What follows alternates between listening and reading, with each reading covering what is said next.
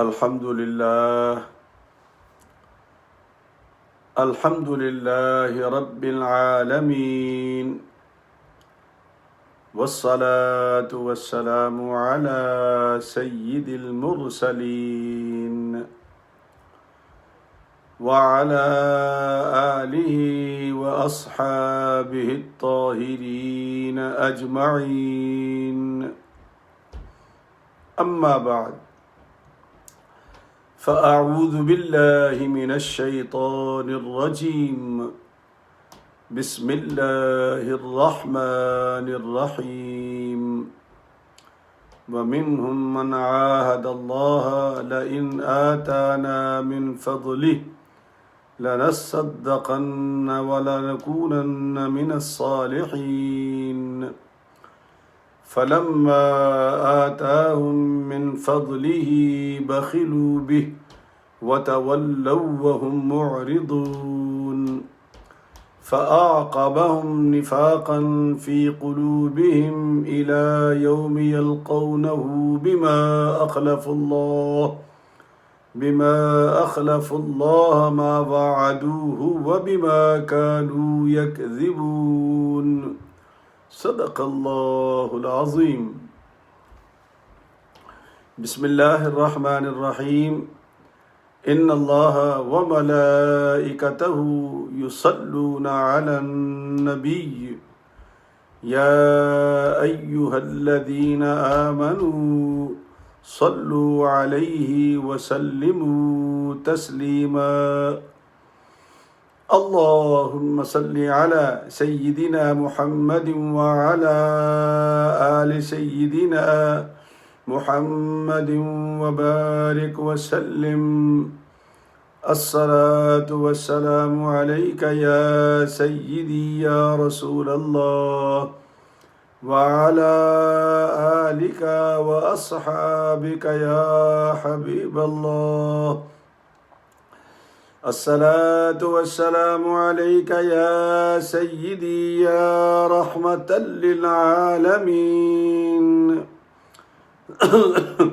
وعلى آلك وأصحابك يا شفيع المذنبين۔ انتہائی واجب الاحترام دوستو، بھائیوں،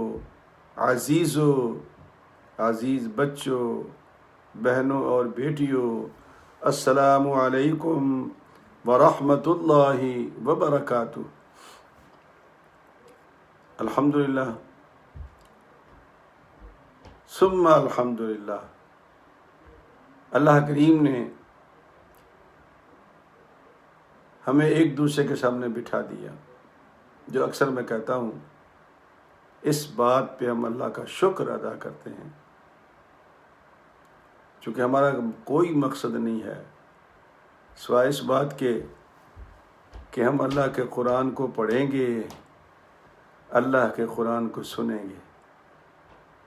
بس اب ایک استدعا کرتا ہوں میں اکثر دوستوں سے، بھائیوں سے، اللہ جمیل ویحب الجمال، اللہ خود خوبصورت ہے اور وہ خوبصورتی کو پسند کرتا ہے۔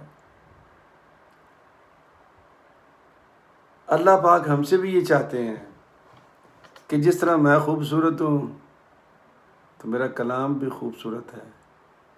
فضل کلام اللہ علی سائر الکلام کفضل اللہ علی خلقہ۔ اللہ کے کلام کی فضیلت تمام کلاموں پر ایسی ہے جیسے اللہ کی اپنی فضیلت اس کی مخلوق پر۔ اس لیے قرآن کریم کو خوبصورت پڑھو۔ خوبصورت سے مراد یہ نہیں کہ اب ہماری جیسی تیسی ہماری آوازیں ہیں، لیکن صحیح تلفظ کے ساتھ، صحیح قرات کے ساتھ، اس کو صحیح ادائیگی کے ساتھ، لفظوں کے اندر جو ان کی صفات ہیں ان کو ادا کرتے ہوئے جب آپ قرآن پڑھیں گے، آواز کو چھوڑیں، اللہ آوازیں نہیں دیکھتا۔ حدیث قدسی ہے، سرکار فرماتے کہ ان اللہ لا ينظر الى صورکم ولا الى اعمالکم ولكن ينظر الى نیاتکم، او کما قال علیہ الصلوۃ والسلام۔ سرکار فرماتے ہیں کہ اللہ نہ تو ہماری صورتیں دیکھتا ہے نہ ہمارے اعمال دیکھتا ہے، تو پھر دیکھتا کیا ہے؟ کہا کہ اس کے پیچھے چھپی ہوئی تمہاری نیت دیکھتا ہے، اس کے پیچھے چھپی ہوئی تمہاری نیت دیکھتا ہے۔ تو اگر ہماری نیت نیک ہے، ہم قرآن مجید کو اچھا پڑھنے کی کوشش کر رہے ہیں، تو اللہ کی بارگاہ میں مقبول ہے۔ لیکن جان بوجھ کر دھکا شاہی کریں اور یار ٹھیک ہے نا، سارے حافظ ایسے ہی پڑھتے ہیں، تو یہ کوئی دلیل نہیں ہے سارے حافظ ایسے پڑھتے ہیں۔ ہم نے حافظ صاحب کی قبر میں نہیں جانا، اپنی قبر میں جانا ہے۔ اپنی قبر سیدھی کرو۔ یہ آج کل لڑائیاں کیوں ہو رہی ہیں؟ یہ فساد امت میں کیوں ہو گیا ہے؟ اس لیے کہ ہم دوسروں کی قبر میں گھسنے کی کوشش کرتے ہیں، اپنی قبر کی فکر ہی نہیں کرتے کہ ہم نے اپنا حساب دینا ہے، لوگوں نے اپنا حساب دینا ہے۔ ہم کیوں کسی کے پیچھے پڑ جاتے ہیں؟ شیطان جیسا بدبخت، جب اللہ پاک نے اس سے کہا اسجدوا لآدم، سجدہ کر، انکار کر دیا اس نے۔ اللہ تو قادر مطلق ہے، اللہ قادر مطلق ہے، اختیار ہے اس کے پاس، اختیار کل۔ ہم تو بے اختیار لوگ ہیں، بسا اوقات ہم مجبور ہو جاتے ہیں، اور نہیں تو اپنی بیوی کے ہاتھوں مجبور ہو جاتے ہیں۔ مجھ سے کیا چھپے گا یار، بزرگ ہوں، بابا ہوں، ساری زندگی یہ کام کرتے گزر گئی ہے۔ لیکن اللہ مختار کل ہے، مختار کل ہے۔ اگر وہ چاہتا تو پنجابی زبان میں کہتے اس کی گچی میں روڑ دیتا، اس کی گردن میں روڑ دیتا شیطان کی۔ اوے تو میرے سامنے بولا ہے، اللہ نے تو نہیں کیا ایسا۔ کیا کہا؟ اخرج فإنک رجیم لعنتی الی یوم الدین، نکل جا میرے دربار سے، تو راندہ بارگاہ ہو گیا ہے اور تو قیامت ہے، تو چھوٹوں میں سے ہے۔ اور اس نے جو جاتے جاتے قسم کھائی تھی، پتہ ہے وہ کیا تھی؟ اس لیے کہتا ہوں کہ علماء کے پاس بیٹھا کرو، قرآن کھولا کرو، قرآن کا ترجمہ پڑھا کرو۔ اس نے کہا تھا قال فبعزتک لأغوینہم اجمعین، اے اللہ مجھے تیری عزت و جلال کی قسم ہے، چونکہ خدا کا تو منکر نہیں تھا نا، اس کو چڑھ تو نبی پاک سے ہوئی تھی نا، حضرت آدم علیہ السلام سے، خدا کا منکر نہیں تھا وہ۔ یہ جاتے جاتے بھی قسم کھا کے گیا وہ، قال فبعزتک لأغوینہم اجمعین، اے اللہ مجھے تیری عزت و جلال کی قسم ہے، میں تیری مخلوق کو گمراہ کروں گا۔ تو ارشاد ربانی ہوا الا عبادک منہم المخلصین، کر لے کوشش کر، لیکن یاد رکھ میرے مخلص بندے تیرے دام میں کبھی نہیں آئیں گے۔ کتنی خوبصورت بات ہے۔ ہم تو لٹھ لے کے پڑ جاتے ہیں، سیدھا ہو کرنا تیرے لٹھ مار دوں گا، گولی مار دوں گا، تو میرے جذبات سے کھیلا ہے۔ او بھائی اپنی قبر سیدھی کرو، لوگوں کی قبروں میں مت گھسو، موقع دو ان کو، وہ اپنا حساب خود دیں۔ آپ کیوں مصیبت سر مول لیتے ہیں؟ میں نے آپ کو مثال قرآن کریم سے دی ہے، اور دی بھی خالق کے کائنات کی ہے، جو سب کچھ کر سکتا تھا، کچھ نہیں کیا، اس نے موقع دے دیا۔ ہم کون ہیں؟ ہم کس بات کی مولی ہیں؟ بس بات ایسے لمبی ہو جاتی ہے باتوں باتوں میں، یہ بھی بہت ضروری ہوتی ہیں۔ موسیٰ علیہ السلام اور ہارون علیہ السلام دونوں بھائی فرعون کی طرف اللہ پاک نے بھیجے، کہا دونوں بھائی جاؤ اور جا کر کے فرعون کو تبلیغ کرو، اور تبلیغ کرو تاکہ ہو سکتا ہے وہ ایمان قبول کر لے۔ لیکن سنو، یہ قرآن ہے، 16واں سپارہ ہے، سورۃ طٰہٰ کے اندر ہے۔ اللہ پاک فرماتے ہیں موسیٰ تو بہت جذباتی ہے، گرم بھی بہت ہے تو، فَقُولَا لَهُ قَوْلًا لَيِّنًا، میں جانتا ہوں میرا دشمن ہے، خدا کا دعویٰ کیا، خدائی کا دعویٰ کیا ہوا ہے، لیکن تو پیار سے ہی بات کرنا، بھائی سے بھی کہنا وہ بھی پیار سے بات کرے، دونوں پیار سے بات کرنا۔ ہو سکتا ہے قول لینا لعلہ یذکر و یخشی، ہو سکتا ہے کہ وہ سیدھا ہو جائے، اور اگر اسے دل سے مجھے مان لیا تو میں معاف بھی کر سکتا ہوں۔ تو یہ چھوٹی چھوٹی چیزیں اللہ کے پاک کلام کی معرفت سمجھنے کی ضرورت ہے۔ یہ سوشل میڈیا پہ نہ جائیں، یہ تو گمراہی پھیلا رہے ہیں لوگوں کو، اللہ جانتا ہے۔ آج بھی میں نے ابھی لکھا تھا کسی جگہ کہ بغداد میں جب تباہ ہوا ہے تو مناظرے ہو رہے تھے، مبالے ہو رہے تھے۔ آج ہماری پھر وہی حالت ہے، وہی مبالے، وہی مناظرے۔ او بھائی، جان چھوڑ دو ایک دوسرے کی، اپنے کام سے کام رکھو، اپنی قبریں سیدھی کرو۔ تم نے اپنا حساب دینا ہے، کسی کا حساب نہیں دینا۔ بہرحال یہ سورہ توبہ ہے، جو آیات میں نے تلاوت کی ہیں، مسلسل آ رہا ہے سبق میں۔ یہ ہو سکتا ہے یہ شان نزول آپ نے مجھ سے ہی سنا ہو یا کسی اور عالم سے بھی سنا ہو، لیکن چونکہ سبق کے اندر آ گیا ہے تو اس لیے یہ سبق کے ساتھ ضروری ہے، تاکہ آپ کے پاس جو روین ہے آپ کی ہو جائے، تو آپ کو علم ہو کہ یہ کہاں پر یہ واقعہ آیا تھا۔ تو یہ سورہ توبہ کا 9واں نمبر ہے اس میں حساب میں، سپارہ 10واں ہے، اور آیت نمبر ہے 75، 76 اور 77، 75، 76 اور 77، 3 آیات ہیں سورہ توبہ کی۔ مضمون کیا ہے؟ اللہ فرماتے ہیں وَمِنْهُمْ مَنْ عَاهَدَ اللَّهَ لَئِنْ آتَانَا مِنْ فَضْلِهِ لَنَصَّدَّقَنَّ وَلَنَكُونَنَّ مِنَ الصَّالِحِينَ۔ اللہ فرماتے ہیں کہ میرے یہ جو بندے ہیں نا، اصل میں بات ہی منافقین کی ہی ہو رہی ہے۔ چھپے ہوئے لوگ ہوتے ہیں، وہ کل میں کہہ رہا تھا نا کہ سینگ تھوڑی ہوتے ہیں منافقین کے سینگ نہیں ہوتے۔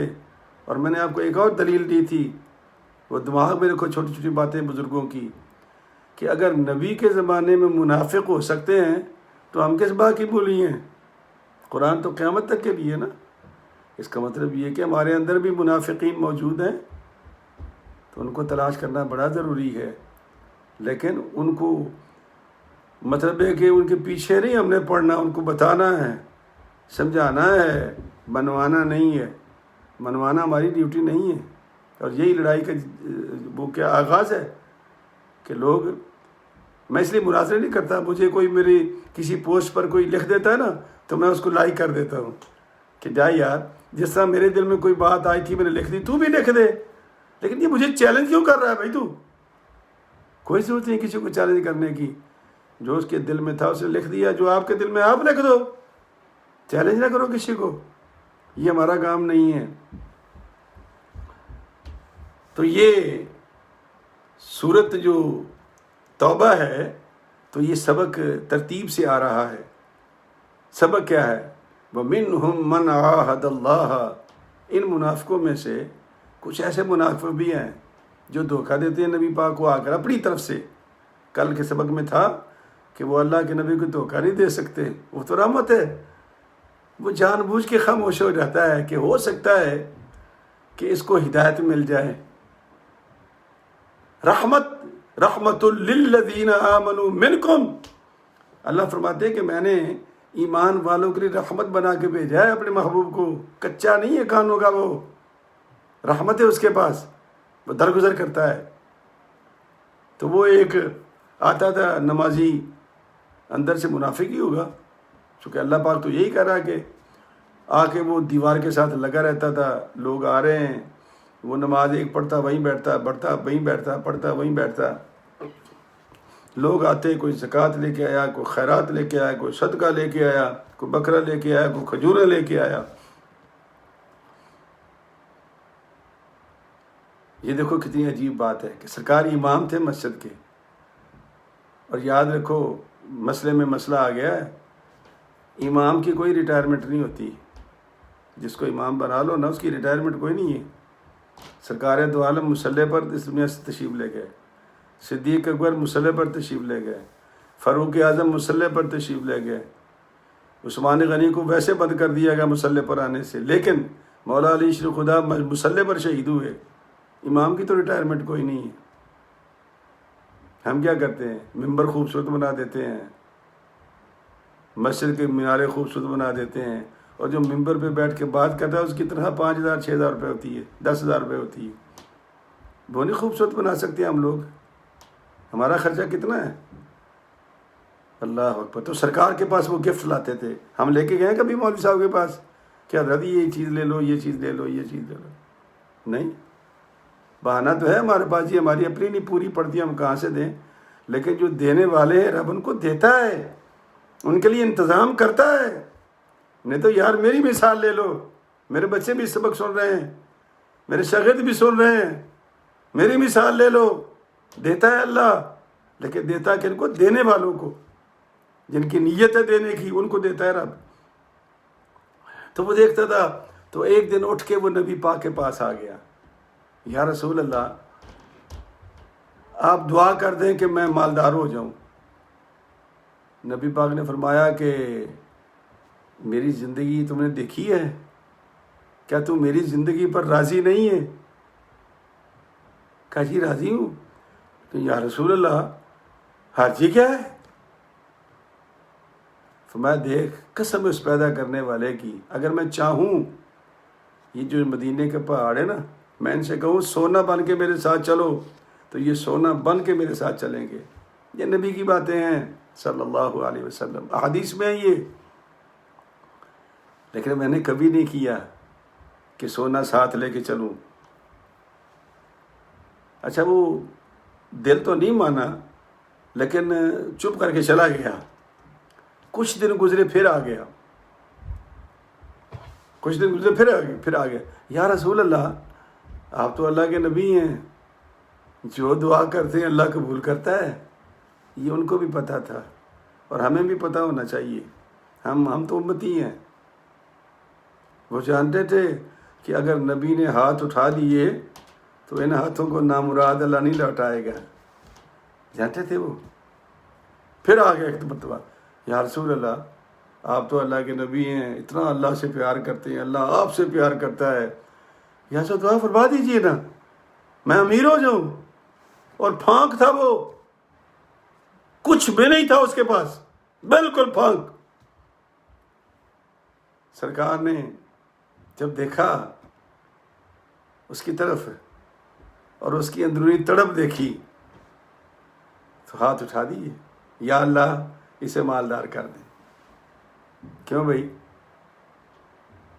کس کے پاس گیا تھا وہ؟ رسول اللہ کے پاس. ان کو نہیں پتا تھا کہ میں نماز پڑھتا ہوں مسجد میں، محراب ہے، یا اللہ کو میں اللہ کی بات کرتا ہوں، اللہ سے ہی مانگ لوں. اللہ سے مانگنا اللہ سے ہی چاہیے، میں تو ایمان ہے اکثر لوگوں کو بتاتا ہوں.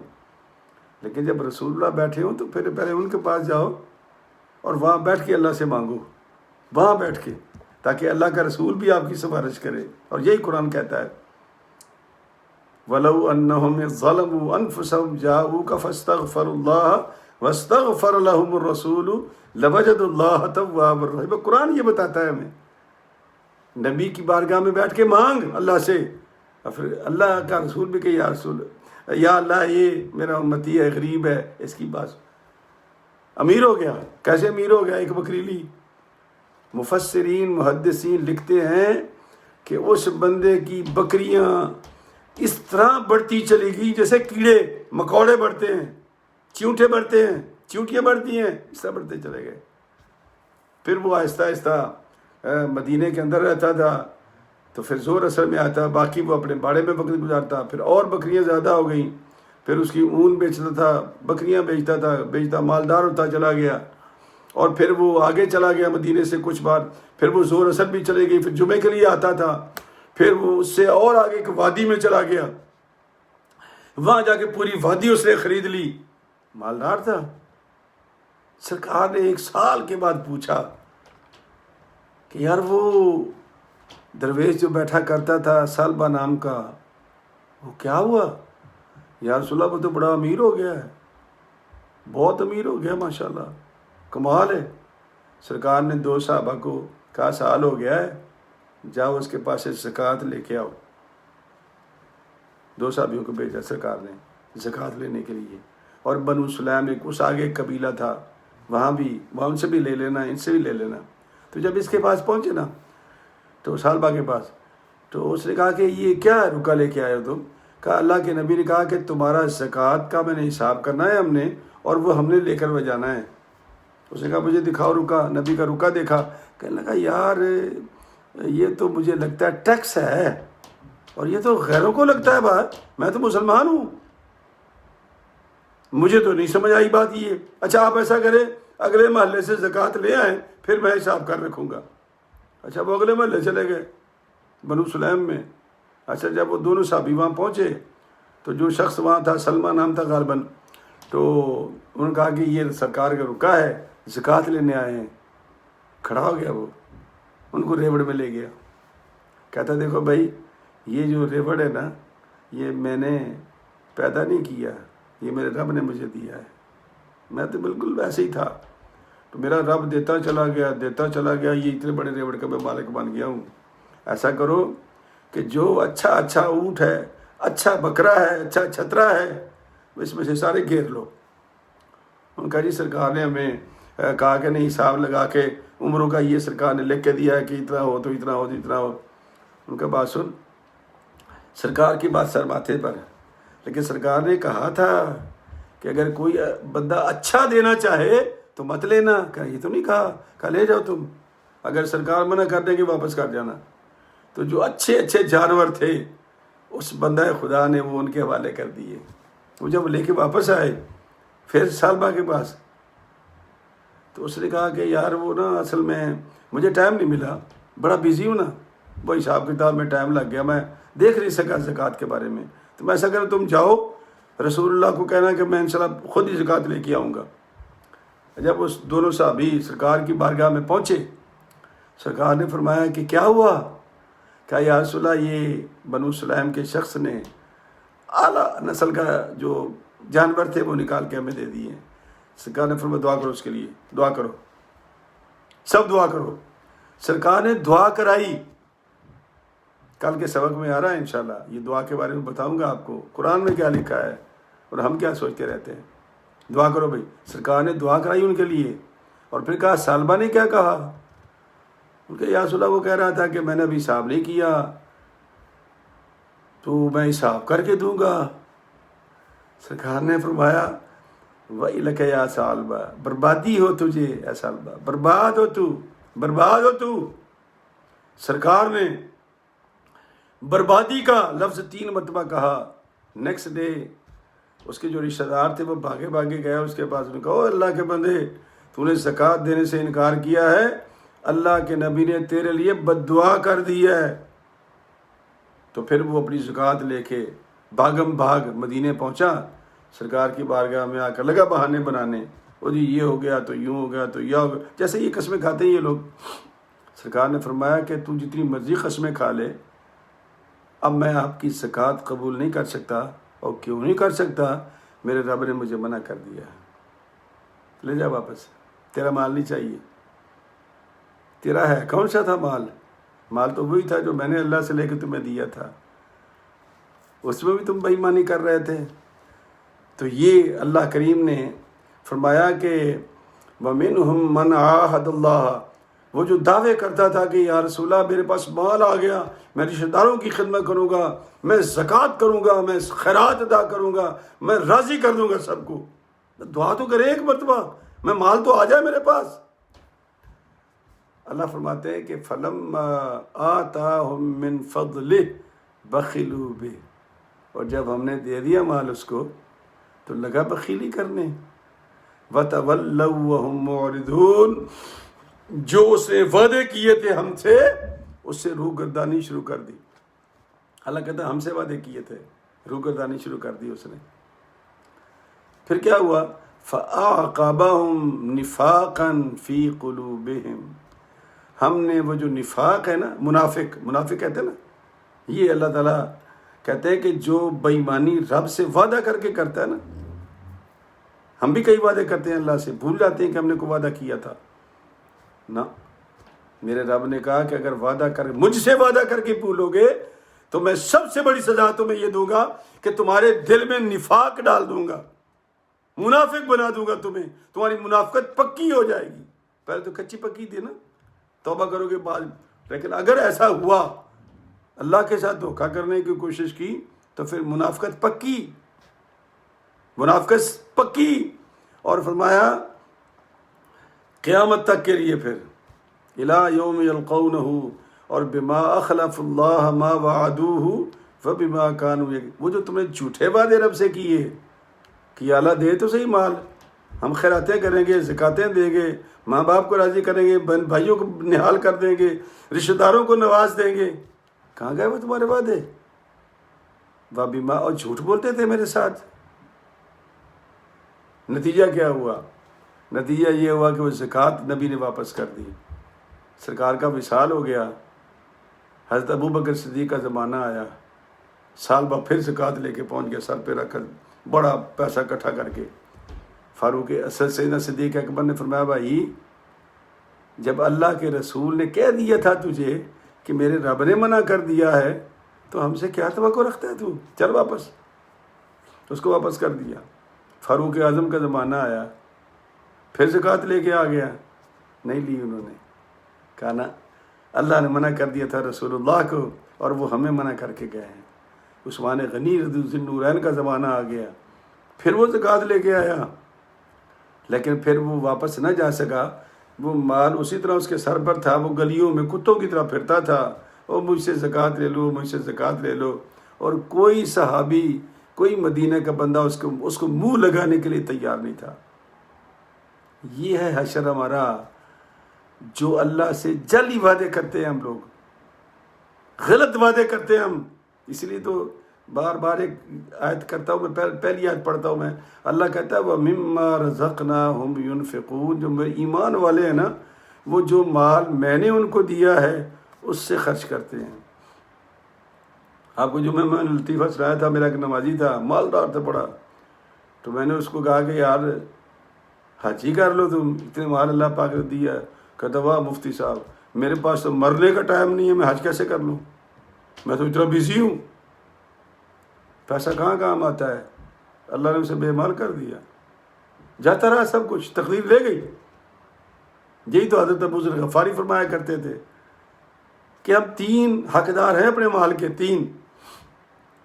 پہلی تقدیر ہے، نہ جانے تقدیر کب آ جائے اور ہمیں بے مال کر کے چلی جائے، کروڑوں میں، لاکھوں میں، اربوں میں کھیلتے ہوں گے۔ تقدیر کا ایک ایسا وار چلتا ہے کہ دانے دانے کو محتاج ہو جاتے ہیں۔ اس سے پہلے کہ تقدیر تمہیں بے مال کرے، آگے بڑھ اور اپنا مال خود خرچ کر۔ وَلَا تَنْسَ نَصِيبَكَ مِنَ الدُّنْيَا وَأَحْسِنْ كَمَا أَحْسَنَ اللَّهُ إِلَيْكَ، اس دنیا سے اپنا حصہ آخرت کے لیے لے جانا نہ بھولنا۔ وَأَحْسِنْ كَمَا أَحْسَنَ اللَّهُ إِلَيْكَ، اور تو احسان کر۔ یہ اگلا حصہ ہے اسلام اور ایمان کا، احسان کر۔ کیوں؟ اللہ احسان کرنے والوں کو بڑا ہی پسند کرتا ہے۔ اور یہ تو احسان کیوں کرے گا؟ بس تو اتنا یاد کر لے کہ تیرے اوپر اللہ نے احسان کیا تھا، وَأَحْسِنْ كَمَا أَحْسَنَ اللَّهُ إِلَيْكَ۔ ہم تو ننگے پیدا ہوئے تھے، ہمارے پاس کہاں تک کچا پجامہ بھی نہیں تھا، تو رب نے سب کچھ دیا، تو یہ احسان کیا نا اس نے، تو کرنا تو احسان۔ تو اللہ فرماتا ہے وَمِمَّا رَزَقْنَاهُمْ يُنْفِقُونَ، جو رزق میں نے تمہیں دیا ہے اس میں سے خرچ کرو۔ اپنے دامن میں غور کریں سارے ہم لوگ، ہمارا کہاں ہے؟ کیا کہاں سے ہم لائے ہیں؟ نہیں، ہمارے پاس کچھ نہیں تھا، ہم تو خالی آتا تھے بھائی، اور جانا بھی خالی آتا ہے، نہ لے کے آئے تھے نہ لے کے جائیں گے۔ تو جس نے دیا تھا اسی کا مال۔ تو ابو ذر غفاری نے فرمایا کہ آگے بڑھ اور اپنا مال خود خرچ کر، اس سے پہلے کہ تقدیر بے مال کر دے، آگے بڑھ، مال اپنا خود خرچ کر۔ اور پھر فرمایا اور اگر تو خرچ نہ کر سکا تو پھر بھول جا، پھر تیرے وارث بیٹھے ہوئے ہیں نا، وہ تو ایسے انتظار میں کہ بابا جی کب لڑکیں اور کب ان کی گاڑی پہ قبضہ کریں، کب ان کی کوٹھی ہمارے نام ہو جائے،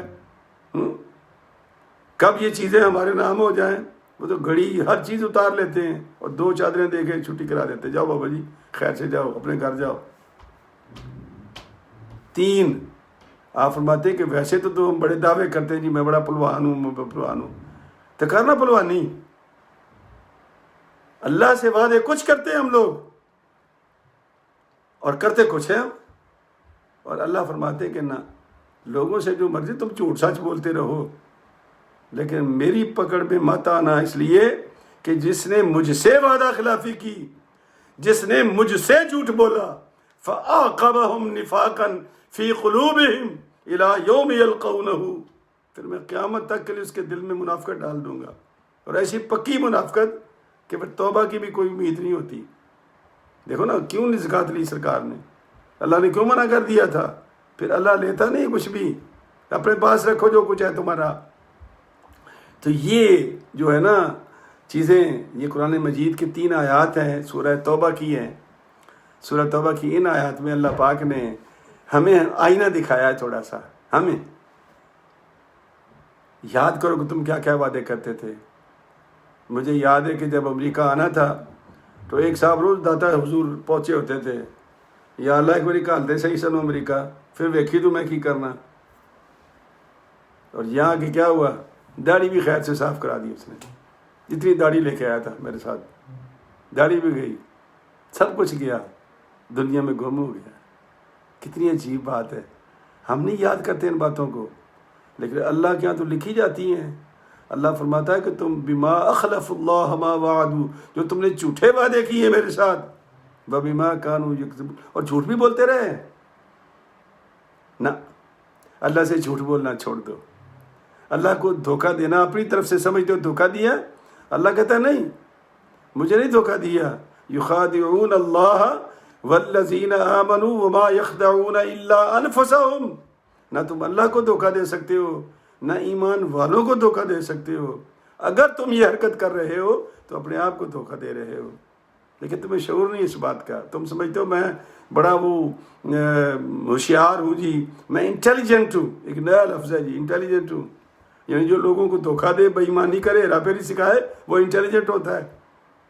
انٹیلیجنٹ وے کیا طریقہ نکالا ہے ہم نے، نہیں کرنا۔ اللہ سے توبہ کریں ہم سب کہ یا اللہ جو گزر گیا سو گزر گیا، آج تیرا قرآن سنا ہے، ہم توبہ کر رہے ہیں کہ آج کے بعد ہم نہ تیرے ساتھ جھوٹ بولیں گے، نہ تیرے بندوں جو ایمان والے ہیں ان کے ساتھ جھوٹ بولیں گے۔ اللہ تعالیٰ بھی ہمیں عمل کی توفیق دے۔ کل کا سبق بھی بہت اچھا ہوگا انشاءاللہ، کیوں یہ سورۃ توبہ کے اندر یہ صورت ہی بڑی خوبصورت ہے، ساری خوبصورت ہوتی ہیں لیکن یہ سب سے زیادہ خوبصورت صورت ہے، اس میں بڑی باتیں ہیں۔ تو کل انشاءاللہ میں آپ کے ساتھ جب حاضر ہوں گا تو سورۃ توبہ کی ہی آیات ہوں گی انشاءاللہ، اور اللہ پاک ہمارا ایمان تازہ کر دے گا۔ اللہ تعالیٰ بھی آپ کو خوش رکھے۔ اللہ پاک جو ہمارے اندر بیمار ہیں ان کو شفاء کلی عطا فرمائے۔ اور یہ ایک دوست نے کہا کہ آپ شاید بیمار لگ رہے ہیں، وہ لگنے کو چھوڑو بھائی، بیمار تو ساری دنیا ہی پڑی ہے، گولیاں تو سب کھاتے، تو میں بھی 2-4 کھا لیتا ہوں، کوئی فرق نہیں پڑتا، لیکن نہیں، اللہ کا قرآن پڑھانے کے لیے میں ٹھیک ہوں، اللہ کا قرآن سمجھنے کے لیے، سمجھانے کے لیے اللہ نے مجھے طاقت دے رکھی۔ انشاءاللہ میں آپ کے سامنے آتا رہوں گا۔ اور جو ہمارے بزرگ فوت ہو گئے ہیں اللہ ان کو جنت میں جگہ دے، خصوصاً ہمارے ماں باپ، قرآن پڑھ کے ان کے لیے دعا کرا، اپنے ماں باپ کے لیے دعا کیا کرو، اللہ پاک ان کے صدقے میں۔ ایک بس آخری بات ہے چھوٹی سی، پھر رہ نہ جائے میرے، بھول جاتا ہوں۔ تو ایک صحابی تھے، وہ سرکار کے پاس آئے، کہا یا رسول اللہ میں بہت بدبخت آدمی ہوں، بڑا بد نصیب ہوں۔ سرکار نے فرمایا کیا ہوا؟ کہا یا رسول اللہ وہ میں نے اپنے ماں باپ کی خدمت نہیں کی، وہ مجھ سے ناراض گئے ہیں، اب میرے لیے کیا حکم ہے؟ کیا چھوٹی چھوٹی باتیں نبی نے بتائی ہیں۔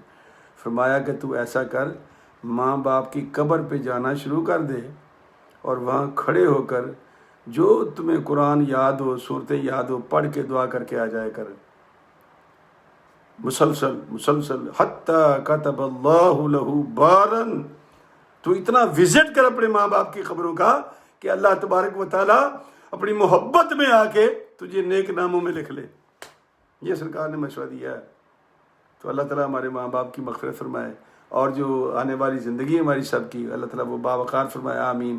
وآخر دعوانا ان الحمد للہ رب العالمین۔ السلام علیکم ورحمۃ اللہ وبرکاتہ۔